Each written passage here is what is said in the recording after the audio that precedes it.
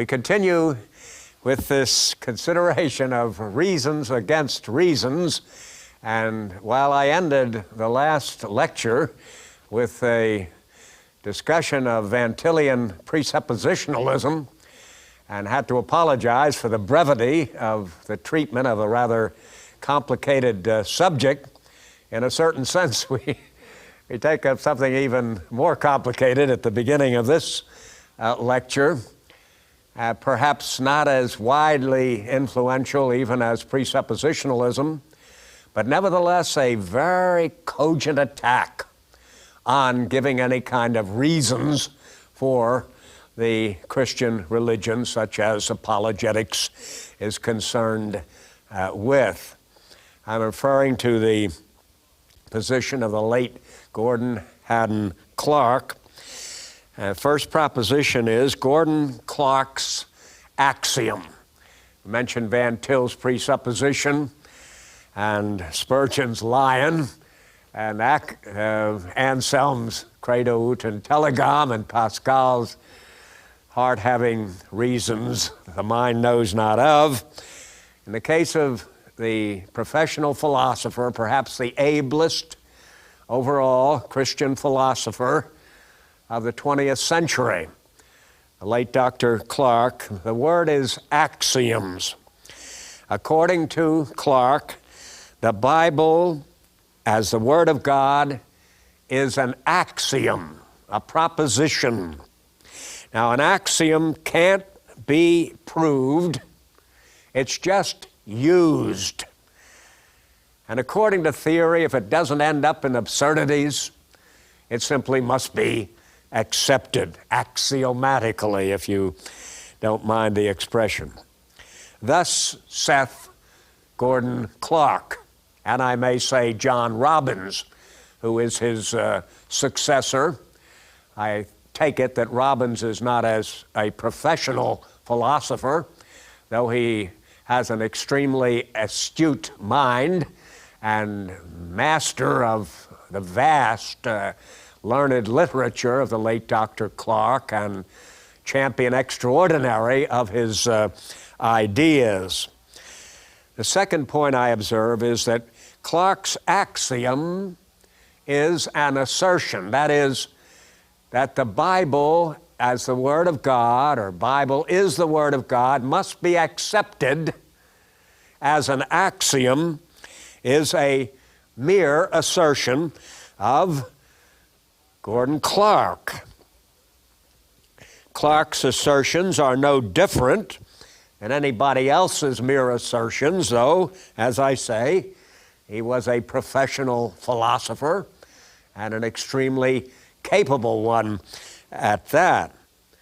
But probably even he didn't assume it impossible to prove the Bible to be the Word of God.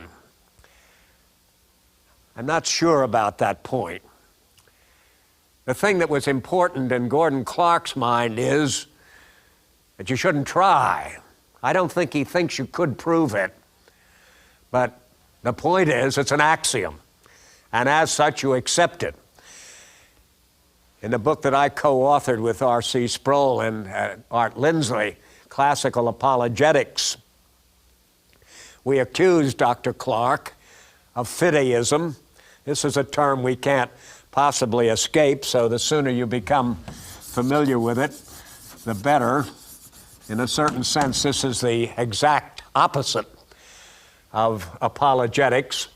Fides is the Latin word for faith, but we don't have a term, faithism, which is what it would be.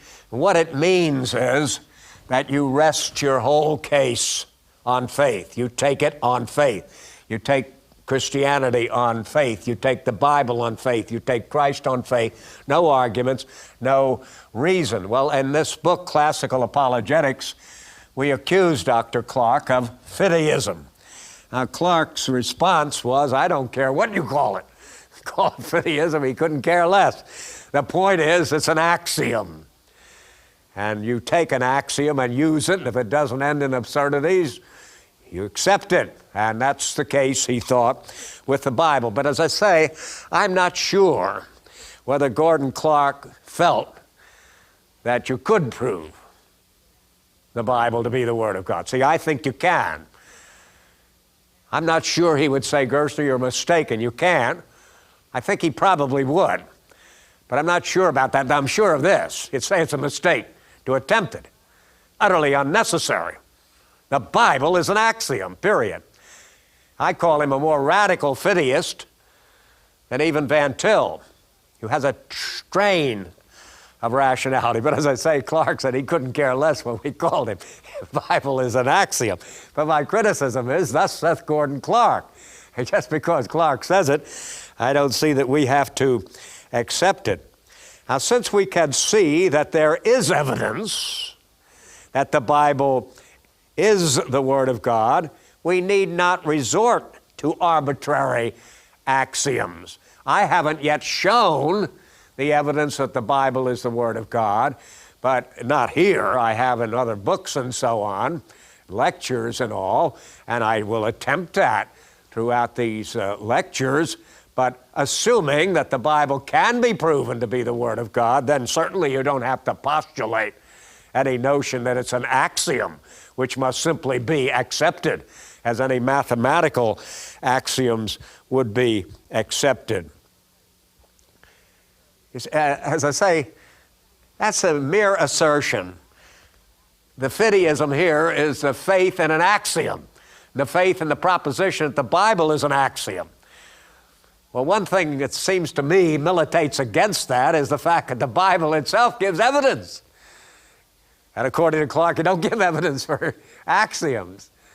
But the Bible gives evidence for itself besides what I've said already, that it asserts its inspiration. I've indicated it gives proof, but that remains to be spelled out later on. But if that is the basis on which we do ultimately rest on the Bible's inspiration, then of course, when you say that that's unnecessary, the foundations are being destroyed. If the foundations be destroyed, what shall the righteous do?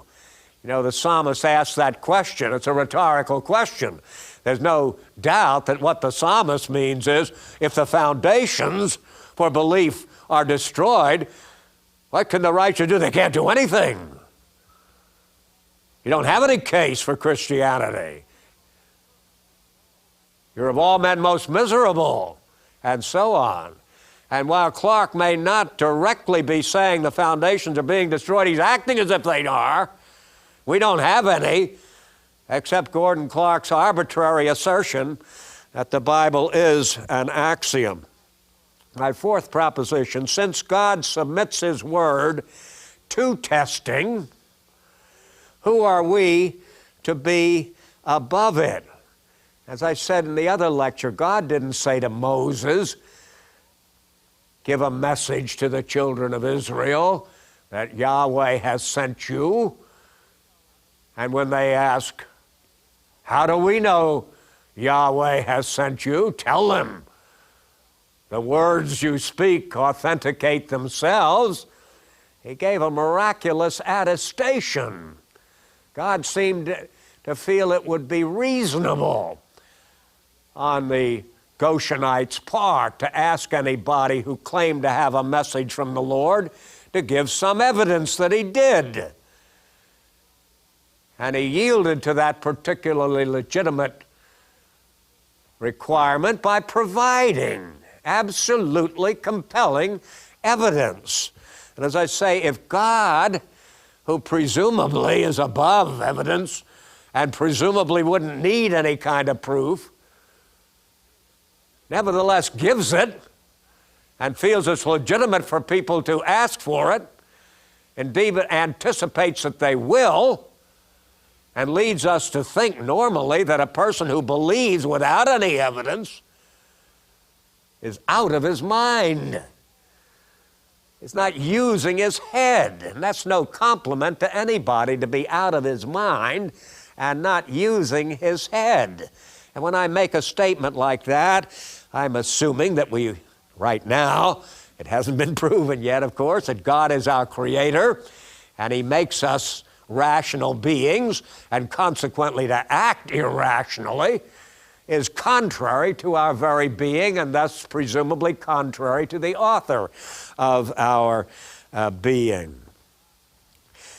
Now, the last philosopher I'm going to refer to, who does indeed, in his own way, attack the case for Christianity, the notion that there has to be a compelling reason for faith, that there is an apologetics which proves Christianity to be true so that no one has a rational right not to believe it and so on.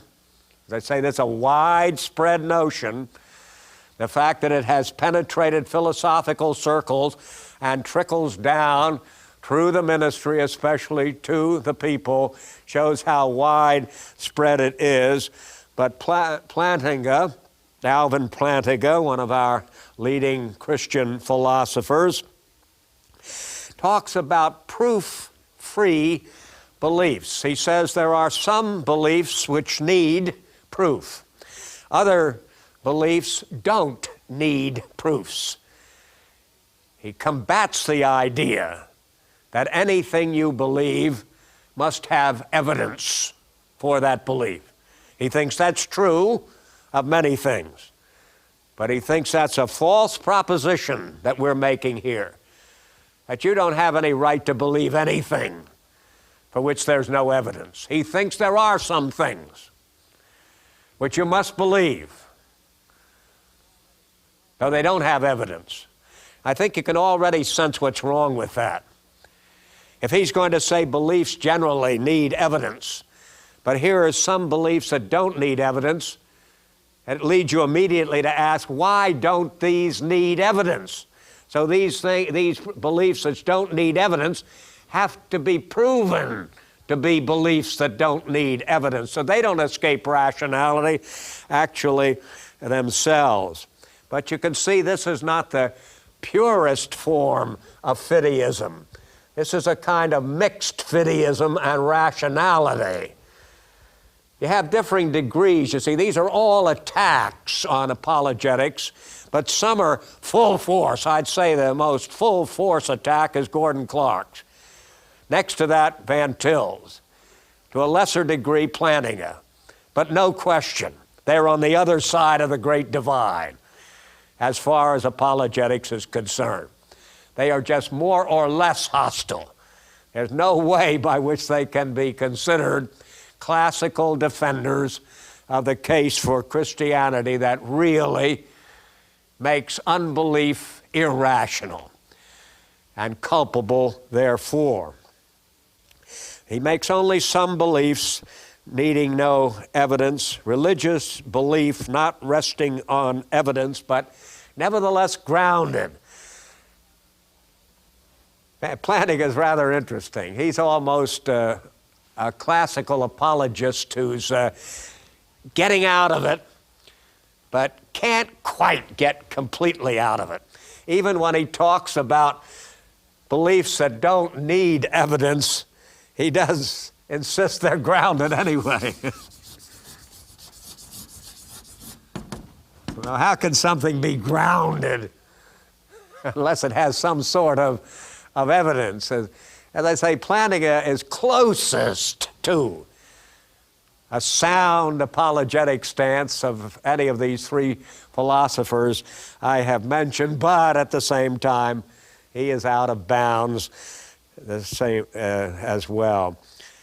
Spurgeon's lion, I say, with some nails cut, is what Plantinga actually represents.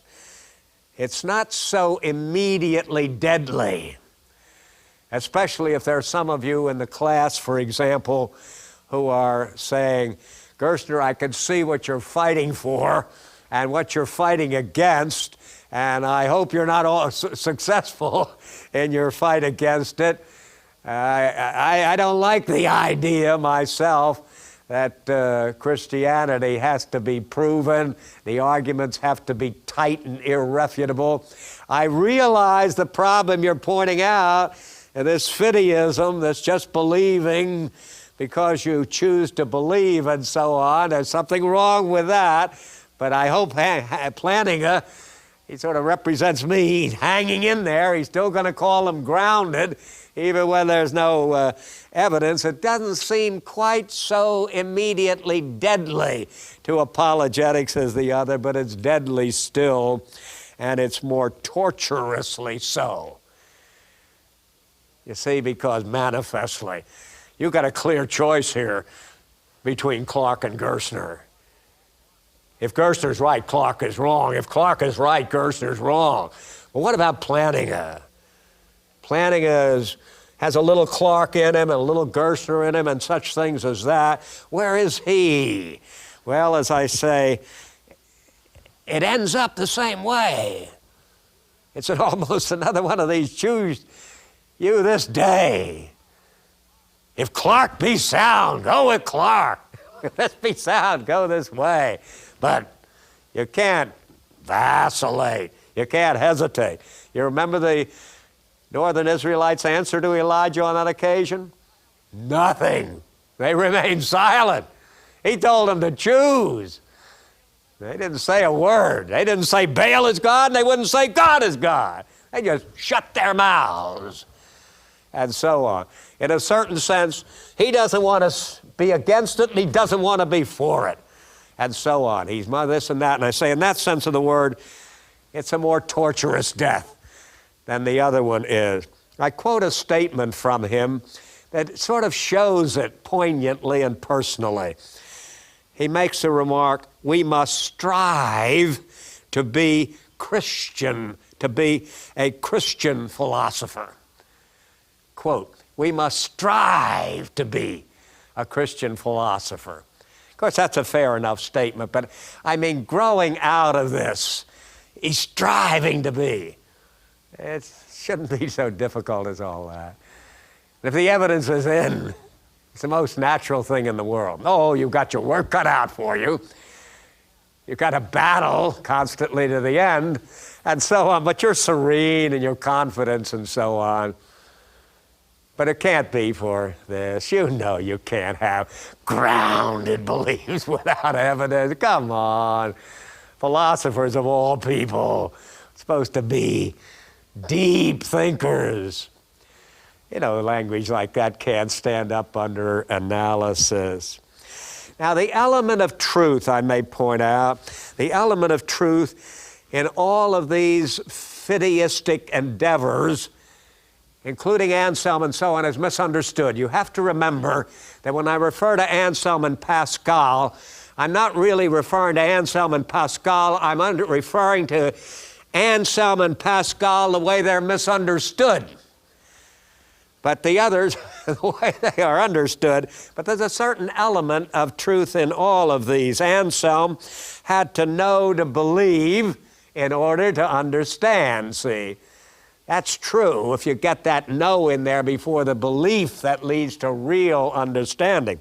Pascal's heart needed the head to defend the heart, and so on. Spurgeon's lion had to have rational claws, real claws. And those claws were something that amount to arguments. Now, Van Til's presuppositionalism really comes after rather than before the proof. I didn't explain that. Let me see if I can make it clear right now. This is what's right about presupposition.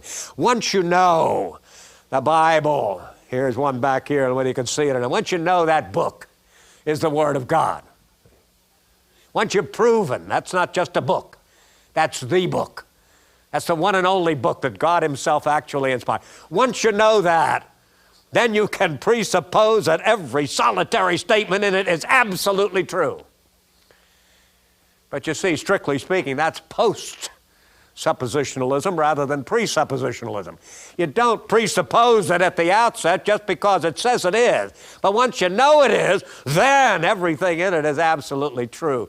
I think in his heart, that's what Van Til really had in mind. Clark's axiom is proved.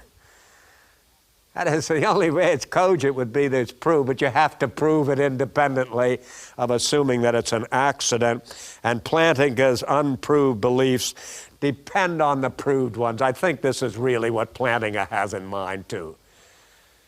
You see, for example, once you know the Bible is the Word of God, then when you read in the Bible that God is triune, you know God is triune. Okay. See, he might say, you couldn't know that independently of the Bible. You couldn't know that God is triune. You see, you couldn't prove that God is triune. But once you know, once the belief in the Bible is proven, then you know God is triune. See? Well, of course, you see, Trinity is proven because it rests on a proven Bible, but still, you see, there's a difference there, and this is the only kind of validity I have that I think is in this view. But some of you may remember having studied the great Francis Turretin, 17th century theologian in Switzerland. He had a habit of discussing various and sundry doctrines, and especially when he dealt with heresies, he would usually conclude his discussion on how they got to be that way, these heretics. Fontes salutionem. That is, what led them astray? Or where were they going aright when they turned off the track? This is what I'm trying to say, and these are all errors, reasons against reasons, but they usually have an element of truth in them, and I'm just trying to indicate the way they did. But nevertheless, Plantinga's different beliefs can be different in nature, but not in time. See, they still prove. See, for example, first of all, you know that you learn the Bible is the Word of God. You prove the Bible is the Word of God. Once that's proven, later, when you learn that the Bible teaches the Trinity, that is proven. It's proven, the evidence is there because it comes from this book, which is the Word of God, which can't possibly err, you see. But nevertheless, that is somewhat different. And if Plantinga would settle for something like that instead of talking about beliefs that don't need evidence. Be that as it may, the fact is we've got errors there that we have to face. My final statement on this area of Plantinga, in spite of the fallacies of these various reasons against reason, this mistaken thinking is almost universal among rank-and-file Christians today. In the next lecture, I'm leaving behind these rather technical philosopher-theologians who I consider, even though this isn't a technical course, because their thinking has affected you students in this particular class. You may never have heard the name of Plantinga before.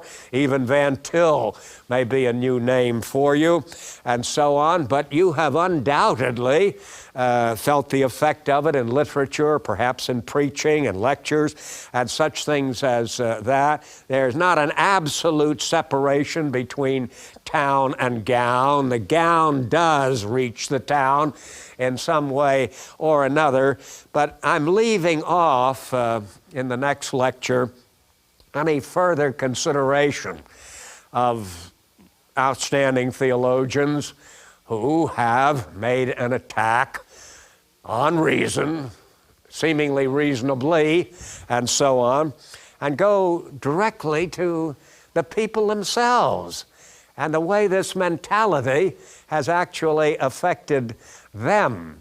I'm skipping Barth, for example, and I'm not going to take up Doyeverd.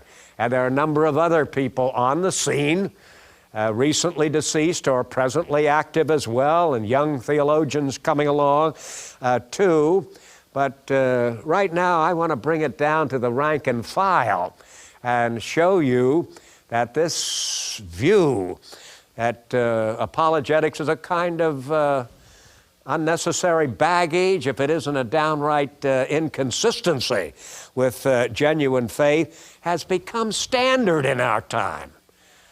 That wasn't true in the past, and it's not healthy now.